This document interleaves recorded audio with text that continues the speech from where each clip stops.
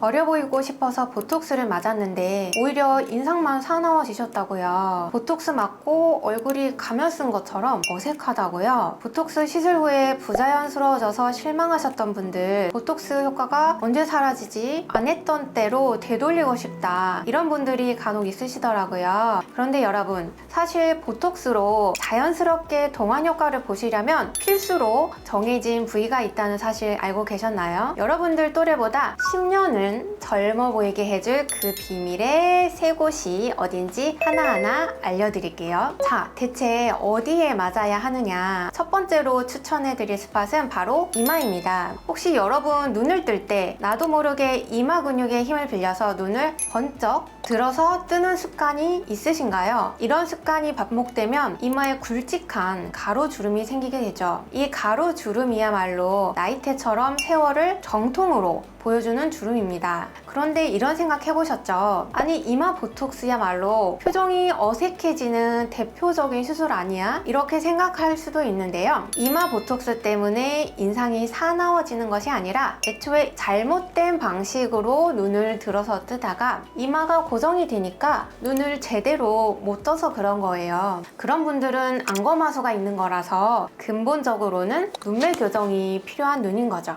보톡스는 죄가 없어요. 이마 보톡스를 맞았는데 눈 뜨는 게 너무 무겁다, 쌍꺼풀이 작아진 것 같다, 이런 경우는 상안검 거근을 조작해서 눈 뜨는 힘을 보충하는 눈매 교정 수술이 필요합니다. 이마 보톡스를 맞는 시기를 놓치게 되면 이마 주름이 흉터처럼 아주 깊게 자리 잡기 때문에 더 나이 들어 보일 수 있어요. 그래서 미리미리 이마 보톡스로 관리하는 것을 추천드립니다. 두 번째로 추천해드릴 부위는 바로 미간입니다. 나는 기분 나쁜 것도 화난 것도 없는데 자꾸 주변에서 화난 거 있어? 이렇게 물어봐서 난처했던 경험이 많으시다면 미간 주름 때문일 확률이 매우 높아요. 우리가 무언가 이렇게 집중하거나 또는 화가 날 때, 미간을 찡그릴 때 생기는 내천자 모양의 세로 주름 있죠. 미간에 골처럼 깊은 주름이 생기면 나이가 들어 보이는 건 물론이고 자칫 화가 나 보이거나 매사에 심각해 보이는 인상으로 보일 수가 있어요. 나는 기분이 아무렇지 않은데 상대방은 괜히 오해를 할 수 있는 거죠. 미간에 보톡스를 맞아서 찌푸리게 만드는 근육을 이완시키면 부드럽고 다가가기 쉬운 인상으로 바뀔 수 있습니다. 저도 무언가를 골똘히 고민할 때마다 저도 모르게 인상을 쓰는 습관이 있었는데요. 이 표정을 반복하다 보니까 그냥 평상시에도 화난 듯한 느낌이 들더라고요. 그래서 저도 미간 보톡스를 주기적으로 맞고 있는데 훨씬 주름도 덜 생기고 자연스러운 동안 인상 만들기에 매우 효과적이에요. 그리고 여기서 추가로 세 번째 스팟, 눈가까지 공략을 해준다면 확실하게 보톡스로 동안 만들기를 완성할 수 있어요. 눈가는 웃을 때 쉽게 주름이 지는 부위라서 평소 보톡스로 꼭 관리가 필요한 부위입니다. 제가 한번 웃어볼 테니까 여러분도 잠깐 거울을 보시면서 웃어보세요. 우리가 웃으면 이렇게 눈가에 마치 부채살처럼 접히는 주름이 보이죠? 눈가 보톡스는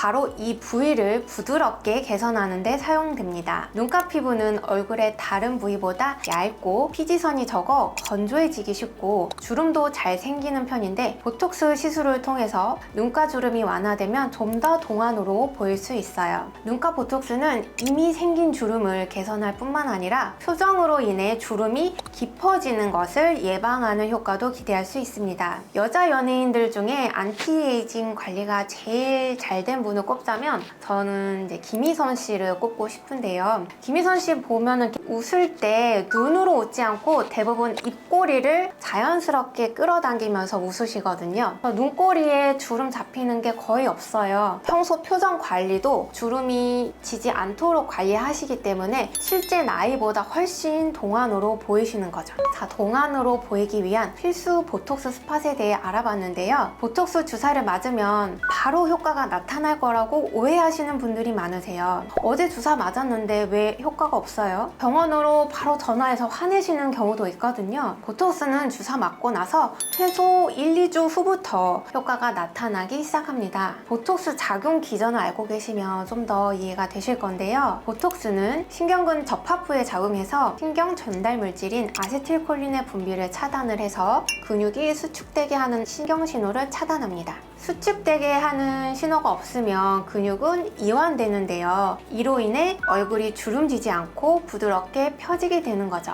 이렇게 나타난 보톡스 효과는 보통 3에서 6개월 정도 유지됩니다. 효과가 나타나는 시작 시점이나 지속 기간은 개인의 근육량, 생활습관, 또 사용된 보톡스 제품의 종류, 용량에 따라서도 조금씩 차이가 있을 수 있어요. 예를 들어서 근육의 힘이 너무 강하거나 근육량이 많은 분이라면 다른 분들보다 보톡스 효과가 약하다고 느낄 수 있고요. 보톡스는 열에 약하기 때문에 땀이 나는 격한 운동, 사우나를 즐겨 하시는 분이라면 다른 분들보다는 지속 기간이 좀 짧아질 수 있습니다. 시술할 때 소요되는 시간이나 얼마나 아픈지도 궁금하시죠? 간단한 주사 시술이라서 금방 끝나는 편이고요. 보톡스에 사용되는 주사기는 굉장히 가느다란 바늘을 사용하기 때문에 사실 바늘을 찔렀을 때 통증은 별로 없고요. 보톡스가 주입될 때 특유의 조금 뻐근하고 시린 느낌이 있어요. 보통은 뭐 얼음 마취나 크림 마취 정도로 간단하게 마취하고 시술 가능하시고요. 저 같은 경우는 그냥 바쁠 때 마취 안 하고 보톡스를 맞는 경우도 있어요. 시술 후 회복 기간은 얼마나 걸릴까요? 보톡스는 시술 후 바로 일상생활이 가능합니다. 주사 시술이라서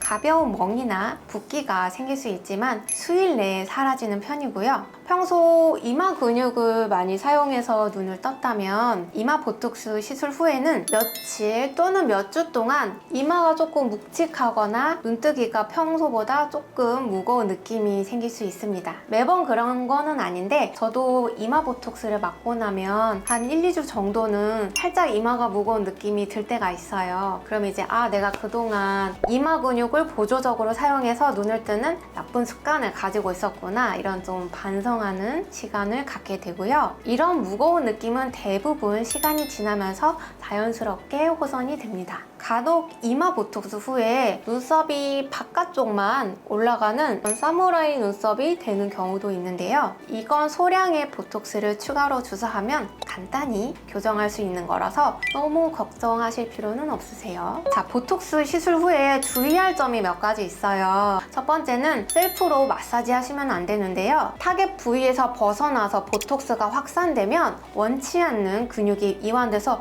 표정이 이상해질 수가 있어요. 두 번째로는 보톡스는 열에 약하기 때문에 최소한 일주일 정도는 몸에 열을 내는 행동은 최대한 피해 주셔야 하는데요. 예를 들어 땀이 나는 격한 운동, 뜨거운 사우나, 그리고 음주는 피해 주세요.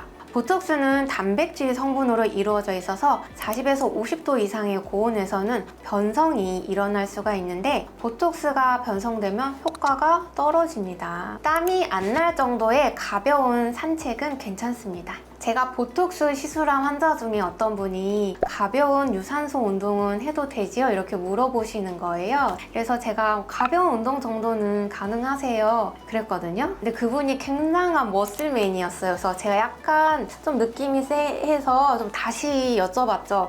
근데 무슨 운동을 하시게요? 그랬더니 자전거를 타신다는 거예요. 그래서 자전거는 굉장히 좋죠. 근데 이제 다시 또 물어봤어요. 근데 자전거 몇 분 타실 거예요? 저는 집에서 TV 보면서 실내 자전거 한 30분 정도 타면 굉장히 뿌듯해하는 사람이거든요. 근데 이제 그분한테 몇 분 타냐고 제가 물어봤잖아요. 근데 그분이 뭐라고 하신지 아세요? 3시간 탈 건데요? 이러시는 거예요. 여러분, 3시간 운동하는 거는 절대 가벼운 운동이 아니에요. 이건 굉장한 운동이고 이 가볍다의 기준이 굉장히 주관적으로 돼버렸어요. 보톡스 맞고 나서는 땀이 나지 않을 정도로만 가볍게 운동하셔야 됩니다. 자, 그럼 술은 왜 안 될까요? 다들 이미 예상이 되시죠? 피부는 혈관의 말단부가 위치하기 때문에 몸의 중심부보다는 말단부가 체온이 낮은 편입니다. 그런데 술은 혈관을 확장시켜서 평소보다 많은 혈액이 피부 표면으로 이동하게 해서 열감을 느끼게 하죠. 보톡스를 주사한 피부 부위의 온도가 상승하면 당연히 보톡스가 영향을 받게 됩니다.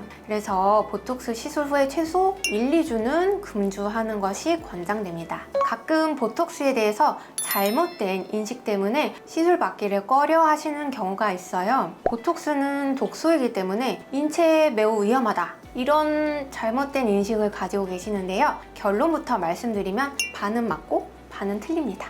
보톡스는 실제 클로스트리디움 보툴리눔이라는 세균이 만들어내는 신경독소라서 독소라는 것은 사실이에요. 하지만 의료 및 미용 목적으로 극미량만 사용하기 때문에 인체에는 사용해도 안전합니다. 보톡스는 초창기 때 근육이 과도하게 수축되어 발생하는 질환에 국한돼서 사용했지만 이제는 사용 범위가 굉장히 넓어져서 미용적인 목적의 주름 완화, 국소적으로는 땀이 많이 나는 다한증 등 다양한 곳에서 사용되고 있습니다. 보톡스에 대한 두 번째 오해는 한 번 맞으면 계속 맞아야 한다? 입니다. 뭐가 정답일까요? 한 번 맞으면 계속 맞아야 한다는 썰을 들어서 나는 보톡스를 맞지 않겠다, 이런 분들이 종종 있으시거든요. 이 보톡스는 사실 미용 목적이기 때문에 보톡스를 계속 유지할지 아니면 중단할지는 개인의 선택이에요. 꼭 계속 맞아야 한다 이런 건 없어요. 하지만 보톡스를 안 맞아서 생긴 깊은 주름은 절대 없어지지 않는다는 거. 이마나 미간 필러 하러 오시는 분들 중에 주름이 너무 이렇게 깊게 자리를 잡아서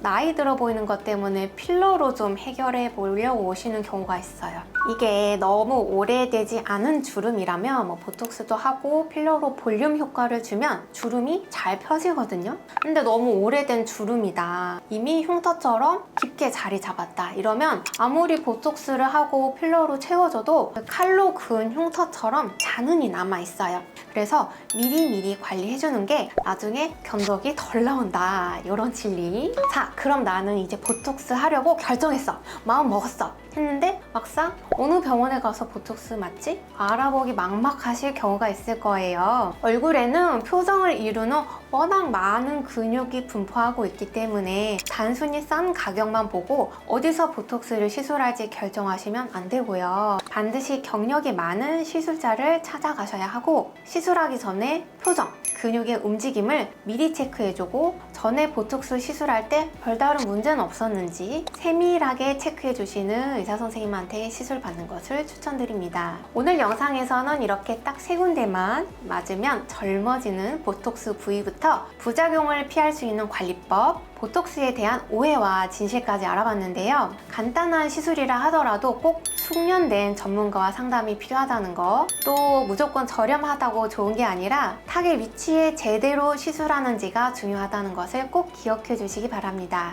오늘 영상이 도움되셨다면 구독과 좋아요, 알람 설정까지 부탁드리고요. 보톡스에 대해 더 궁금하신 점이나 다른 피부과 시술에 대해 궁금한 점이 있다면 댓글로 남겨주세요. 다음 영상에서는 피부과에서 절대 안 알려주는 가성비 시술 5로 찾아뵐 테니까 기대 많이 해주세요.